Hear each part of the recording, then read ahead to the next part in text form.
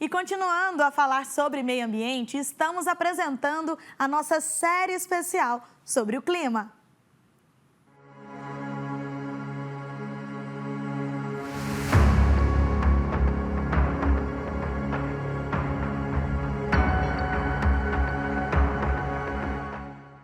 Hoje, especificamente, a gente trata da saúde da Amazônia. O jornalista e missionário redentorista Padre Rafael Vieira traz mais detalhes sobre essa reserva hidrográfica tão necessária e importante.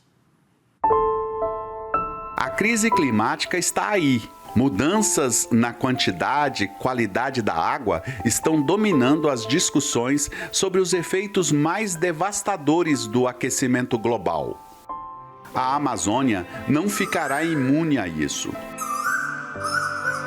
As questões mais importantes a serem debatidas nesse processo são como manter a biodiversidade, os ecossistemas e os serviços ambientais na Amazônia, enquanto as mudanças climáticas afetam a disponibilidade de água doce.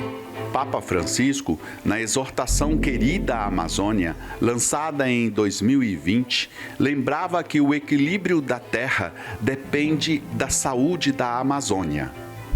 Juntamente com os biomas do Congo e do Bornéu, deslumbra pela diversidade das suas florestas, das quais dependem também os ciclos das chuvas, o equilíbrio do clima e uma grande variedade de seres vivos. As universidades brasileiras têm estudado muito essa situação e alguns professores têm se especializado sobre as consequências da crise climática. A Universidade de Brasília está entre esses centros.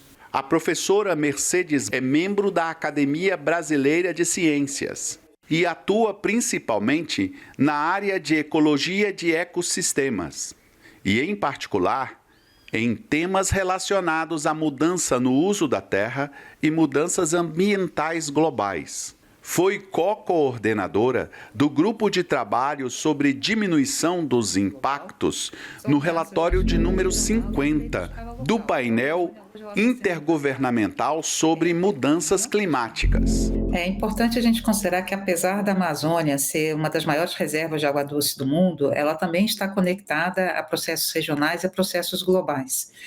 Então, as alterações de distribuição de umidade que acontecem na América do Sul afetam também a Amazônia.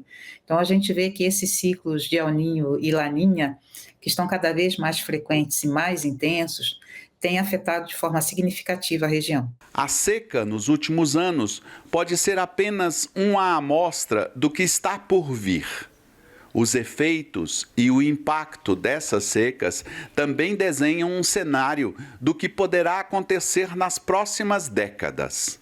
O que a ciência vem nos mostrando, em função do aquecimento global, é que nós vamos ter que conviver com eventos extremos, tanto de excesso de precipitação, como falta, de chuva com grandes secas, de forma mais frequente. Então, aqueles eventos que no passado ocorriam a cada 50 anos, vão começar a acontecer em intervalos menores de tempo e, novamente, de forma muito mais intensa. Isso é particularmente preocupante para uma região que depende muito dos rios, por exemplo, para transporte, para a conexão das suas populações.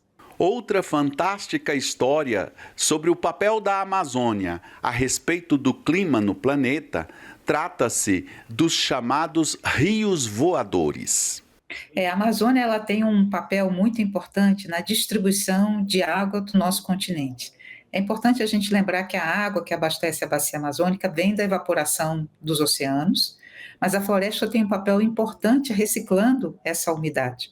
Então, essa umidade que as plantas absorvem e retorna para a atmosfera na forma de vapor de água pela transpiração, vai sendo transferido por correntes atmosféricas. É importante a gente lembrar que nós temos, na parte da Amazônia, na parte oeste, a Cordilheira dos Andes. Então, a Cordilheira dos Andes funciona ali como um bloqueio para essas correntes. Então, essas massas que vêm carregadas de umidade, elas batem ali e descem para a parte central do Brasil.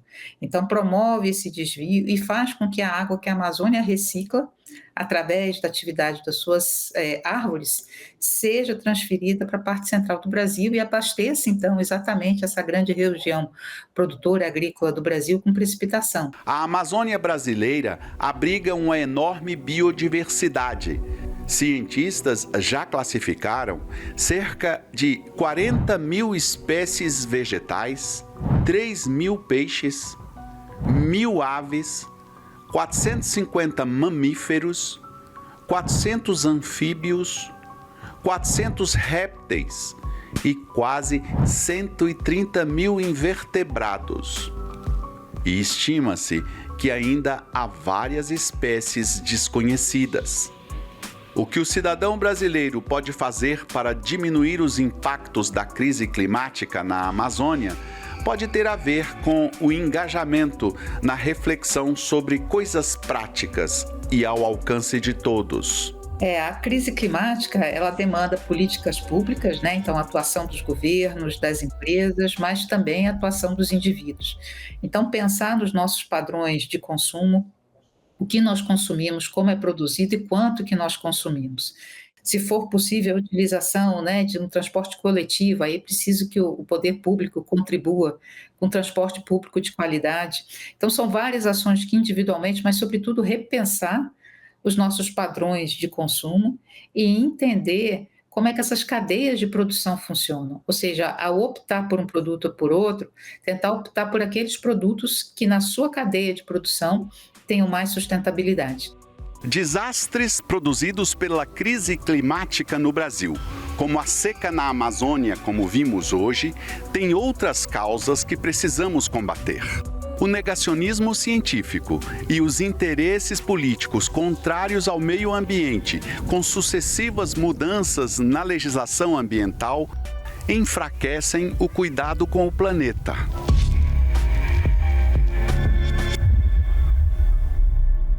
Excelente, Padre Rafael, muito obrigada. A gente segue acompanhando até o final da semana, ainda mais para abrir também a nossa mente, o nosso coração, entender todos esses impactos, claro que já estão muito evidentes. Por isso que eu preciso fazer a minha parte, mas você que me acompanha e me assiste aí em casa também precisa fazer a sua.